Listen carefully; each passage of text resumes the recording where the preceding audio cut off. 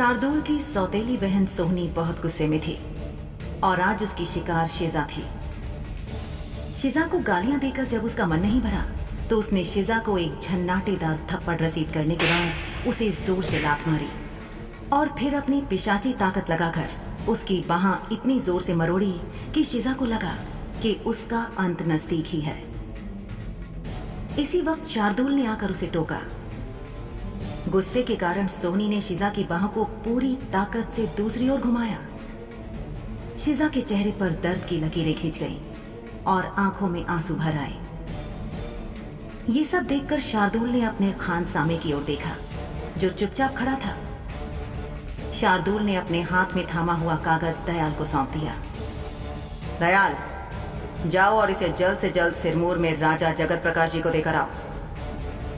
दयाल ने अपना सिर झुकाकर हुक्म की तामील करने की हामी भरी और बिना एक भी मिनट बर्बाद किए वो मुख्य दरवाजे की ओर चला गया और उनसे दूर चला गया।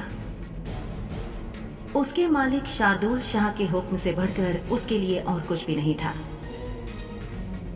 दयाल के बैठक से बाहर निकलते ही शार्दुल अपनी सौतेली बहन सोहनी से मुखातिब हुआ। मेरी छोटी बहन, इस लड़की का हाथ छोड़ो। सोहनी ने अपना सिर एक तरफ झुकाकर सवालिया निगाहों से अपने सौतेले बड़े भाई को देखा और बोली, क्यों भाई, ऐसे इतनी आसानी से इसे कैसे जाने दूं? ये तो जानती ही नहीं कि इसकी मालकिन कौन है और ऊपर से मुझसे जबान लड़ाती है और मेरे खिलाफ खड़ी होने की हिम्मत भी दिखाती है। अच्छा, क्या वाकई इसने तुम्हारी नाफरमानी की? जी भाई, ना सिर्फ इतना बल्कि जब मैंने इसे पहली बार थप्पड़ मारना चाहा तो उसने मेरा हाथ भी रोका। फिर तो इसने अच्छा किया। अब फौरन इसे छोड़ो और जाने दो, वरना ये बात बहुत बिगड़ जाएगी। क्या तुम यही चाहती हो? शार्दुल के शब्द संयत थे पर उसकी आंखों से उसका मतलब साफ जाहिर हो रहा था। वो सीधे सीधे सोहनी को चेतावनी दे रहा था। सोहनी भी इस वक्त पूरे आवेश में थी। उसने ताना मारते हुए कहा, बात बिगड़ जाएगी तो क्या होगा? क्या करेंगे आप भाई? ओह, बचपन की तरह मेरी किसी गुड़िया का सिर चीरकर उसे मेरे सामने ही जला दोगे? हाँ तो कर लो ऐसा। मैं अब कोई छोटी बच्ची नहीं हूँ जिसे किसी खिलौने के टूटने जैसी बातों से फर्क पड़ेगा। बाबा एक की जगह मुझे 10 गुड़ियाएं ला देंगे। इस पूरी बातचीत के दौरान सोहनी ने शिजा की कलाई कसकर पकड़े रखी और उसकी बाजू को मरोड़ना बंद नहीं किया। शार्दुल मुस्कुराया और उसकी कुटिल मुस्कान ने शिजा को असहज कर दिया। अपनी आंखें सोहनी पर जमाए रखते हुए वो बोला, ओहो, तो कोई बचपन की उस बात से अभी भी आहत है? तभी उस बात का जिक्र करने से खुद को रोक ना सकी तुम? बुरा लगता है ना अपनी प्यारी चीजों को अपनी आंखों के सामने टूटते फूटते या बर्बाद होते देखना? सोहनी के चेहरे पर गुस्सा बढ़ गया पर वो एक झूठी मुस्कुराहट अपने चेहरे पर चिपका के बोली, हाँ ठीक कहा आपने। अपनी प्यारी चीजों को अपनी ही आंखों के सामने टूटते फूटते या बर्बाद होते देखकर तकलीफ तो होती ही है। फिर तो शायद मुझे भी ऐसा ही करना चाहिए, क्यों भाई? सोहनी का मतलब शार्दुल की प्यारी चीज उसकी पालतू से था, यानी शिजा। उसका इशारा समझकर शार्दुल मुस्कुराया और उसे घूरते हुए बोला, जरा ऐसा करने की कोशिश करके देखो और फिर तुम उसका नतीजा भी देखोगी। वो कहावत तो सुनी होगी ना तुमने कि बुरे काम का बुरा नतीजा। शार्दुल की आंखें शिजा की बजाय अपनी बहन पर टिकी हुई थी, लेकिन शार्दुल की चेतावनी के बावजूद सोहनी जहां खड़ी थी वहां से 1 इंच भी नहीं हिली और ना ही उसने शिजा की कलाई पर अपनी पकड़ ही ढीली की। शार्दुल मुस्कुराया और उसने समझ लिया कि सोहनी को उसके किए का अंजाम साफ शब्दों में बताने पर ही समझेगी। सो शार्दुल ने कहा, देखो, बाद में मत कहना कि मैंने तुम्हें चेतावनी नहीं दी थी। बेचारे तुम्हारे पालतू खरगोश, उसके बारे में तो सोचो। मैं सोच रहा हूं तंदूर में पककर वो कितने स्वाद लगेंगे। सोहनी चौंक गई। वो जानती थी कि उसका सौतेला भाई उसे जरा भी झांसा नहीं दे रहा है। वो अच्छे से जानती थी कि अगर उसे जंच गया तो वो पक्का ऐसा ही करेगा। उसके पालतू खरगोशों को नुकसान पहुंचाएगा। शिजा की कलाई पर उसकी पकड़ ढीली होती चली गई और शिजा ने आखिरकार महसूस किया कि उसकी बाजू को छोड़ दिया गया है। काफी देर बाद उसे ऐसा महसूस हुआ कि उसकी आत्मा उसके हाथ के दर्दनाक तरीके से मोड़े जाने के बाद फिर से उसके शरीर में वापस आ गई हो। अब शिजा उन दो पिशाचों के बीच में खड़ी थी जो एक दूसरे को घूर रहे थे। सोहनी नफरत के साथ अपने सौतेले बड़े भाई शार्दुल को देख रही थी और शार्दुल उसकी हालत देखकर अपना मनोरंजन करता हुआ व्यंग्य भरी मुस्कान के साथ उसे घूर रहा था। इसके बाद शार्दुल ने शिजा पर एक नजर डाली और वापस सोहनी को देखते हुए बोला, ये मेरी गुलाम है, इसलिए ये सिर्फ मेरा हुक्म मानेगी और किसी का भी नहीं। मैं उम्मीद करता हूं कि तुम ये बात समझ रही हो। अब अगर तुम्हें कुछ चाहिए तो किसी और से अपना काम करवाओ। सोहनी, जो बहुत गुस्से में दिख रही थी, यहीं रहना चाहती थी और शार्दुल से लड़ना चाहती थी। उसे विश्वास नहीं हो रहा था कि लड़ाई अचानक उसके पालतू खरगोशों तक चली गई। ये लड़ाई या कोई भी और लड़ाई उसके लिए अपने पालतू खरगोशों को खोने लायक बिल्कुल नहीं थी। गुस्से में पैर पटकती हुई वो बैठक से निकलकर अपने कमरे में चली गई।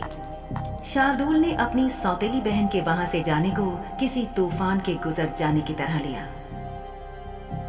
एक नजर अपनी गुलाम शिजा पर डालकर वो अपने कमरे में जाने के लिए सीढ़ियां चढ़ने लगा और वापस जाते हुए बिना पलटे या शिजा की ओर देखते हुए ही बोला, अब जल्दी करो, इससे पहले कि तुम अपने लिए एक और परेशानी की तलाश करो और मुसीबत में फंसो। जाओ। शिजा जाहिर तौर पर शार्दुल को इस बात का कोई माकूल जवाब देना चाहती थी, लेकिन एक रात में एक ही शुद्ध खून वाले पिशाच से संघर्ष और निपटना काफी था। वो एक और ऐसी ही दुर्घटना से दो चार होना नहीं चाहती थी। कम से कम आज रात तो बिल्कुल नहीं। आज का दिन वैसे ही बहुत बुरा गुजरा था और आते ही सोहनी शाह के साथ वाले हादसे ने उसे सहमा दिया था। शिजा चुपचाप मुड़ी और रसोई की ओर चलने लगी, क्योंकि हवेली के अंदर सिर्फ रसोई ही वो जगह थी जहां से नौकरों के आवास की ओर रास्ता जाता था। दूसरा रास्ता बाहर से था। रसोई में मौजूद नौकरानियों से उसका पहले ही सामना हो चुका था। इस बार बिना बाएं या दाएं देखे वो सिर झुकाकर खामोशी से रसोई के रास्ते हवेली के पीछे की ओर से बाहर निकली और अंत में अंधेरे से घिरी हुई थी। आज की रात भी अन्य रातों की तरह अंधेरी थी, लेकिन बादलों की गरज या बिजली कड़कने का कोई नजारा नहीं था, जिसका मतलब था कि आज बारिश नहीं होगी। नौकरों के आवास तक पहुंचते ही शिजा की नजर उस आदमी पर पड़ी जिससे वो पिछली बार यहां मिली थी। नौकरों के आवास का प्रधान, यानी वो आदमी जो पिछली बार उसे नहाने के लिए गुसल खाने तक ले गया था।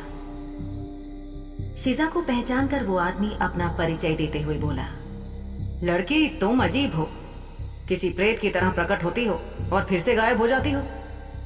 मेरा नाम राहुल है। शिजा को याद नहीं आया कि उन्होंने पिछली बार एक दूसरे को अपना परिचय दिया था या नहीं। शिजा को तो ये भी ठीक से याद नहीं था कि उस रात वो कितनी बारिश में भीगी थी। बहरहाल उसने शिष्टाचारवश अपना नाम बताया। जी, मेरा नाम शिजा है। राहुल के पास से होकर नौकरों के आवास की गुफा जैसी दीवारों के बीच से होकर आगे बढ़ते हुए शिजा ने कहा, इस बार यहाँ लालटेन नहीं बल्कि एक छोटे से दिए की रोशनी थी जिसकी लौ टिमटिमा रही थी। जाहिर तौर पर यहाँ एक कमरे में नौकरों के कपड़े रखे गए थे जिनकी शिजा को जरूरत पड़ने वाली थी। शिजा ने अपनी बाजू को छूकर महसूस किया, अभी तक तेज दर्द हो रहा था। जितनी बेदर्दी से सोनी ने उसकी बाहों को मरोड़ा था, उतनी ही तीव्रता का दर्द शिजा अपनी मांसपेशियों में महसूस कर सकती थी। खुद को अच्छे से साफ करने के बाद वो नौकरों के आवास से बाहर निकली। राहुल अभी भी बाहर खड़ा था। शुक्र है कि उस आदमी यानी राहुल ने शिजा को कोई बात करने के लिए नहीं रोका और वो खुद फटाफट शुद्ध खून वाले पिशाच यानी शार्दुल शाह के कमरे में पहुंच गई। शार्दुल उसका इंतजार कर रहा था। शिजा ने दरवाजा खटखटाया तो देखा कि दरवाजा खुला है। अंदर आ जाओ। शिजा ने शार्दुल की आवाज सुनी। अपने हाथ से उसने दरवाजे को जोर से धक्का दिया और वो कमरे के अंदर चली गई। दरवाजा हल्की सी आवाज के साथ बंद हो गया। दरवाजे पर खड़े खड़े ही शिजा ने कनखियों से शार्दुल की तरफ देखा। शार्दुल आराम से अपने बिस्तर पर लेटा हुआ था। उसने अपनी पीठ पलंग के सिरहाने टिकाई हुई थी। उसके पैर कंबल से बाहर निकले हुए थे। एक टांग पर दूसरी टांग रखकर मजे से लेटा शार्दुल अपने हाथ में पकड़ी हुई किताब पढ़ने में व्यस्त था। उसका कीमती चश्मा उसकी नाक पर टिका हुआ था। शिजा को ऐसा लगा जैसे वो अचानक एक बतख में बदल गई हो, क्योंकि उसके पैर बहुत धीमी गति से आगे बढ़ रहे थे। कुछ ही पलों में वो पलंग के दूसरी तरफ जाकर खड़ी हो गई। उसे समझ नहीं आ रहा था कि अब क्या किया जाए। वो सोच रही थी कि क्या बिस्तर के अंदर जाना और जितनी जल्दी हो सके सो जाना ठीक रहेगा, या कम से कम सोने का नाटक करना ताकि कोई बातचीत न करनी पड़े। वो अभी अपने सोच विचार में खोई हुई ही थी कि शार्दुल ने उसे देखा और बोला, क्या बात है, आज तुम्हारा इरादा क्या होकर सोने का है? बिस्तर पर आ जाओ। शिजा ने अपना सिर हिलाकर हामी भरी और वो धीरे से रेंगती हुई बिस्तर पर कंबल के अंदर आते हुए अपनी पीठ के बल लेट गई। 1 मिनट बीत जाने के बाद उसने सोचा कि क्या करवट लेकर सोना ठीक रहेगा, ताकि शिजा शार्दुल की तरफ अपनी पीठ रख सके, ताकि उसका सामना ना करना पड़े। सच में वो उम्मीद कर रही थी कि शार्दुल उसे डांटेगा या कुछ समय पहले बैठक में हुए दृश्य के बारे में कुछ कहेगा। जितनी सावधान होकर वो अपनी खुली आंखों से छत को देखते हुए शार्दुल की बात सुनने और उसे सजा भुगतने के लिए तैयार थी, उतनी ही बेफिक्री से शार्दुल अपनी किताब पढ़ रहा था। शिजा के मालिक शार्दुल ने उससे एक शब्द भी नहीं कहा। शिजा ने अपनी गर्दन शार्दुल की तरफ घुमाकर बहुत सावधानी से छुपकर उसे देखा। शार्दुल बहुत गंभीरता से अपनी किताब पढ़ रहा था। शिजा ने सोचा कि हो सकता है कि किताब पढ़ना ही वो एकमात्र समय था जब शार्दुल अपनी अजब सी मुस्कुराहट के बिना गंभीर नजर आता था। शार्दुल ने अपनी निगाह हटाकर उसने कंबल को अपनी नाक तक खींच लिया। अब उसकी नजर छत पर पड़ी और छत देखकर उसे याद आया कि ये तो कांच से बनी थी। वो ऊपर छत की तरफ देखकर भी शार्दुल को देख सकती थी। अपनी गर्दन घुमाकर देखने वाली बेवकूफी करने की कोई जरूरत ही नहीं थी। शिजा ने सोचा कि ये कमरे की छत पर शीशा लगवाना ये शार्दुल की अजीब सी सनक थी। शार्दुल के बाल इस वक्त अस्त व्यस्त थे, जैसे उसने अपने हाथ से उन्हें कई बार छेड़ा हो। मुझे घूरना बंद करो और सो जाओ। घबराकर शिजा ने अपनी आंखें बंद कर ली, जैसे वो शार्दुल को जताना चाहती हो कि उसे घूर नहीं रही थी। शिजा सोचने लगी कि क्या शार्दुल के सिर पर भी एक जोड़ी आंखें थीं कि उसे किताब पढ़ते हुए भी छत नजर आ गई। हल्की सी नींद आने ही लगी थी कि शिजा को याद आया कि वो अपने और शार्दुल के बीच में तकिया रखना तो भूल ही गई। अब अचानक उठकर ऐसा करना बहुत अजीब लगता। उसने उम्मीद की कि पिछली रात की तरह शार्दुल नींद में शिजा को तकिया ना समझ ले। इस उधेड़बुन के बीच शिजा को एहसास हुआ कि सोनी से बचाने के लिए उसने शार्दुल को धन्यवाद नहीं दिया था। अगर शार्दुल सही वक्त पर नहीं आता तो शिजा की बाजू टूट चुकी होती या उखाड़ दी जाती। सोनी एक शक्तिशाली पिशाचिनी थी और आज की बात के बाद ये तो तय था कि शिजा सोनी की नापसंद की सूची में सबसे ऊपर थी। शिजा ने सोनी की तरफ से अपना ध्यान हटाकर शार्दुल द्वारा शाम को दिए गए 2 घंटे की छुट्टी वाले प्रस्ताव के बारे में सोचना शुरू किया। उसे बस भागने की एक अच्छी सी योजना बनानी थी। एक बार जब शिजा श्यामला की धरती से दूर पहुंच जाएगी तो शार्दुल लाख चाहकर भी कुछ नहीं कर पाएगा। पर शार्दुल ने जो शिजा की तस्वीर बनवा रखी थी उसका क्या शार्दुल ने उससे झूठ बोला था? आखिरकार उन्होंने 1 सप्ताह से भी कम समय एक साथ बिताया था और शार्दुल ने दावा किया कि उसके पास शिजा की तस्वीर है। शिजा ने सोचा कि अव्वल तो कोई तस्वीर है ही नहीं, और अगर है भी तो वो किसी काम की नहीं रहेगी। जब वो श्यामला छोड़कर राजपूताना, अवध, बुंदेलखंड या मालवा चली जाएगी। फिर से इन पिशाचों में से किसी की शिकार बनने से अच्छा यही था। शिजा ने करवट ली और अपना गाल मुलायम तकिए पर रख दिया। विडंबना, वो गुलाम बना दी गई थी, पर उसे मालिक के बिस्तर पर सुलाया जा रहा था। क्या ये अजीब नहीं था? उसने खुद से पूछा। जितना अधिक उसने उसके बारे में जानने की कोशिश की, उसे जानने और समझने में उतनी ही नाकामयाबी हुई। अभी वो सोने का नाटक कर रही थी और उठकर शार्दुल से इस बारे में पूछना बहुत अजीब बात होगी। उसने सोचा कि वो कल शार्दुल से पूछेगी। मन ही मन सारी बात तय करके उसने बच्चों की तरह अपना सिर हिलाया और फिर उसे याद आया कि ये उसके मन के अंदर रखने वाली बात थी, जाहिर करने वाली नहीं। उसने आंखें कसकर बंद की और वो बिस्तर के किनारे की ओर बढ़ने लगी। उसने अपने बगल में काफी जगह छोड़ दी थी। अब शार्दुल और शिजा के बीच पलंग पर काफी दूरी थी। शार्दुल ने हाथ में पकड़ी किताब पढ़ते हुए शिजा की बचकानी हरकत देखी। उसकी पालतू जानवर ने उससे दूर जाने की कोशिश की। शार्दुल ने कंबल को पकड़ लिया, जिसे शिजा दूसरी छोर से खींच रही थी, क्योंकि बिस्तर के दूसरे किनारे पर खिसक जाने के कारण उसके शरीर से कंबल फिसल गया था और उसके पास अब कंबल नहीं था। ठंड के मौसम के कारण कमरे में जल रही चिमनी भी शिजा को गर्मी देने के लिए पर्याप्त नहीं थी।